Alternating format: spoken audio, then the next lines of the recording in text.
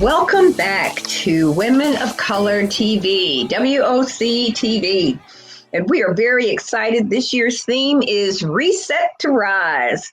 So we have with us Joe Weaver, who is our man about the internet and all of the infrastructure of all the things going on. I don't even know. You do so many different things, Joe Weaver.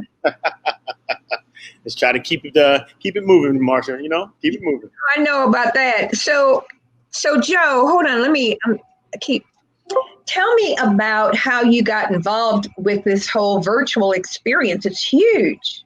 Yeah, this has been a very interesting year, as we've all kind of experienced with the pandemic, with COVID, with a lot of the misinformation, especially from doing a business standpoint. I mean, up until probably July, maybe late July, we thought we were still doing a hybrid conference.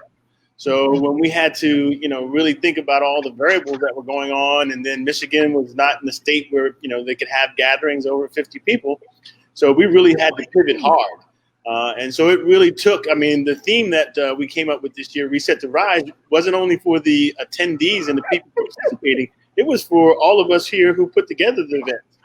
Right. It's real. Reset to Rise. Yes. Right. That was real. So speak to me.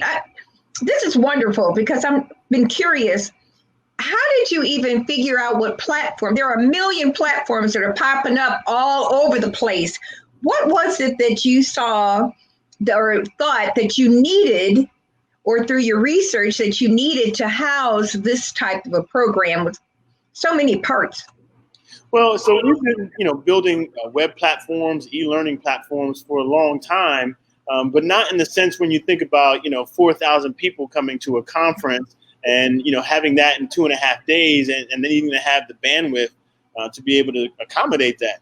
So it took a lot of sort of research. But again, when you kind of short on time, you have to make a lot of decisions on the fly and hope that you're making the right decisions. Right. So, a lot of learning curves.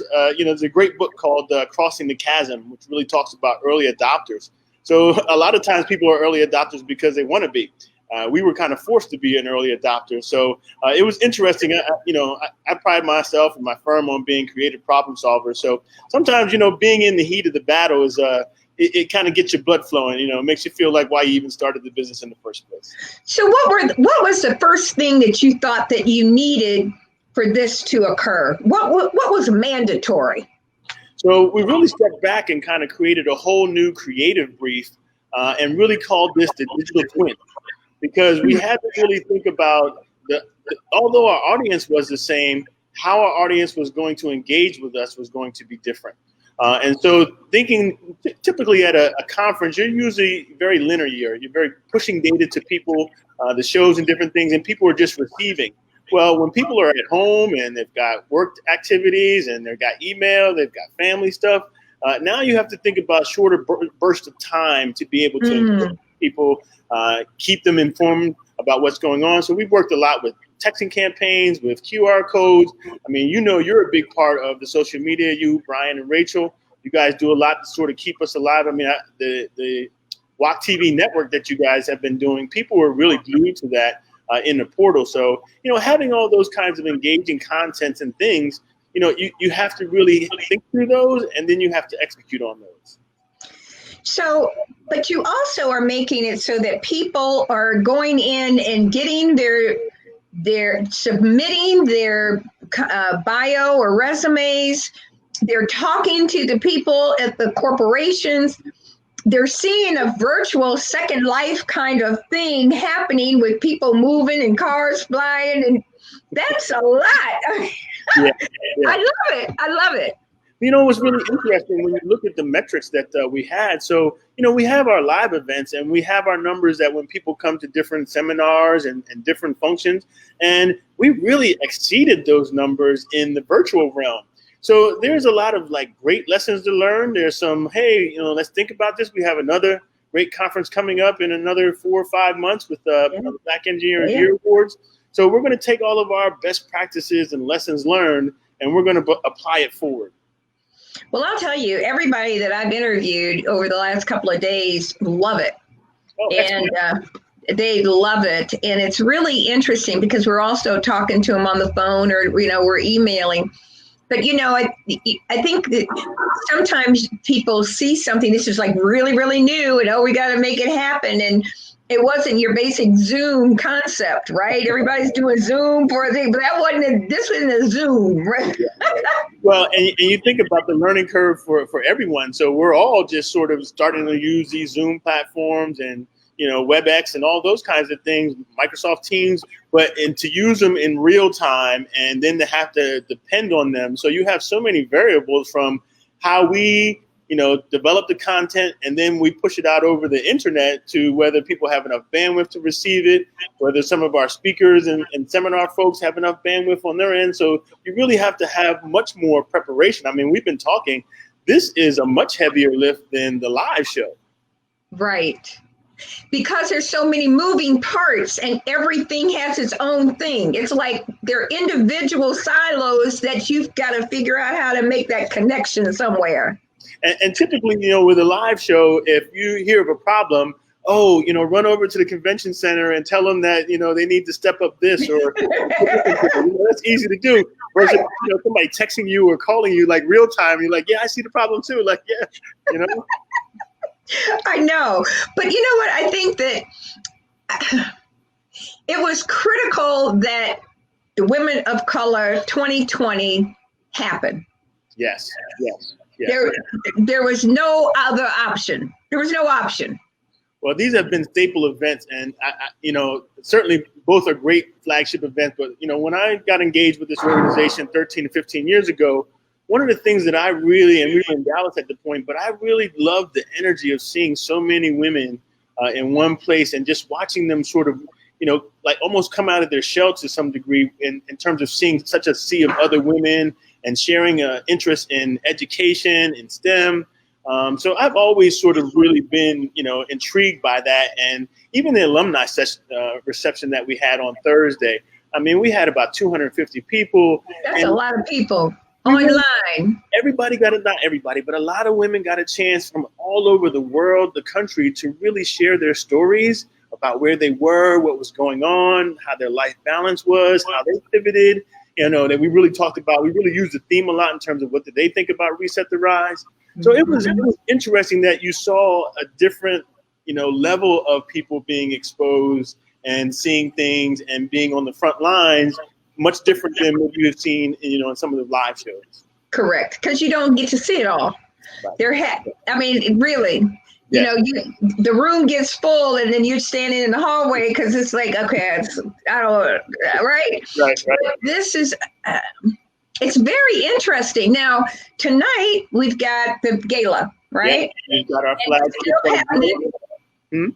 It's still happening. Yes, it's still happening. There's some people who are actually physically in the building. Yes.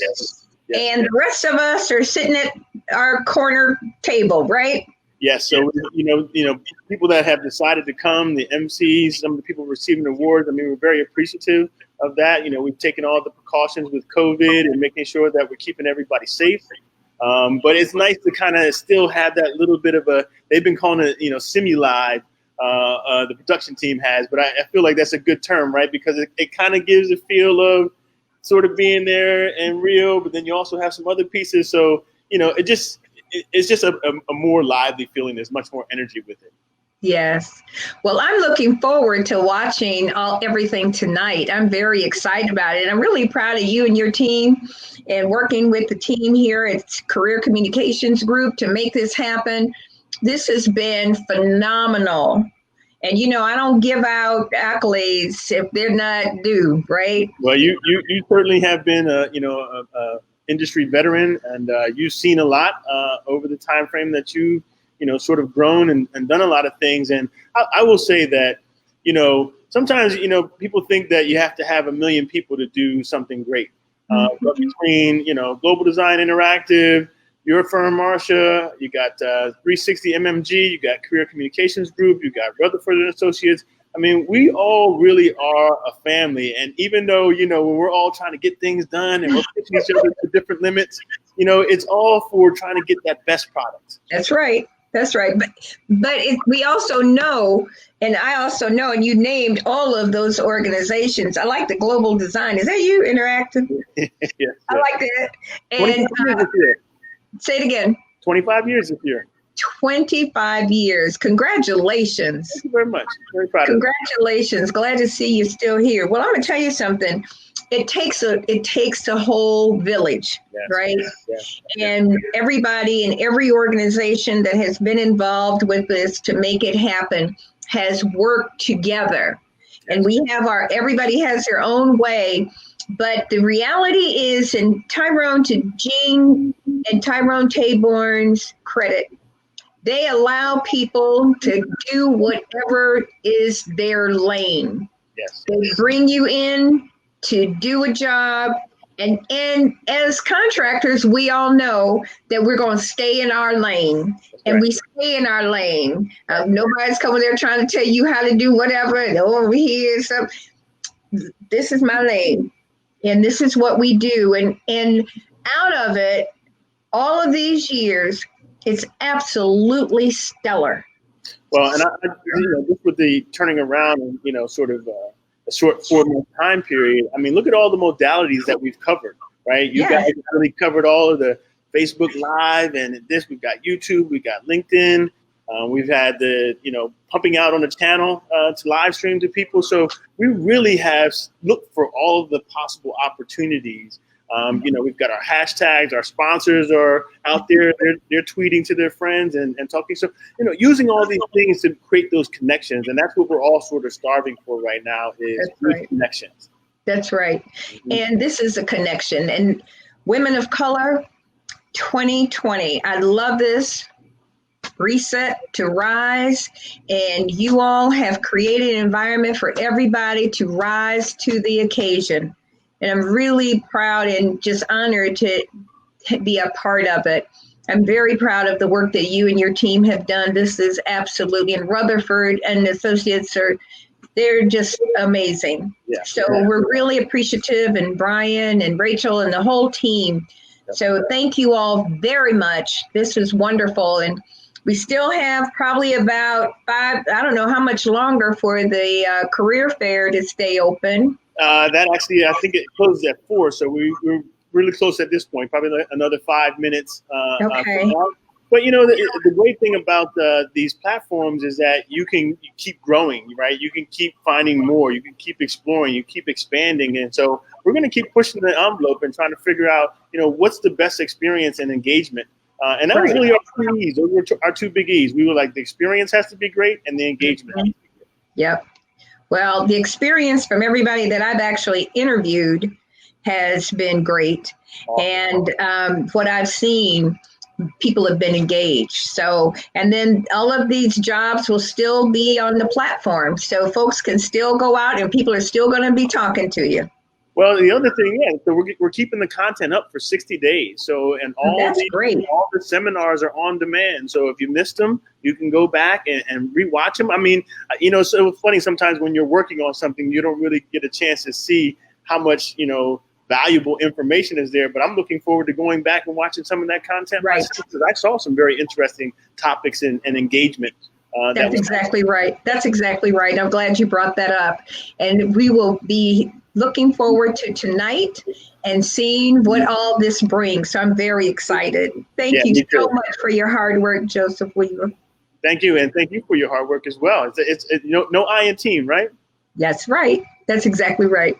Thank you, sir. But exclamation point at the bottom. We will appreciate you, and you keep doing what you're doing.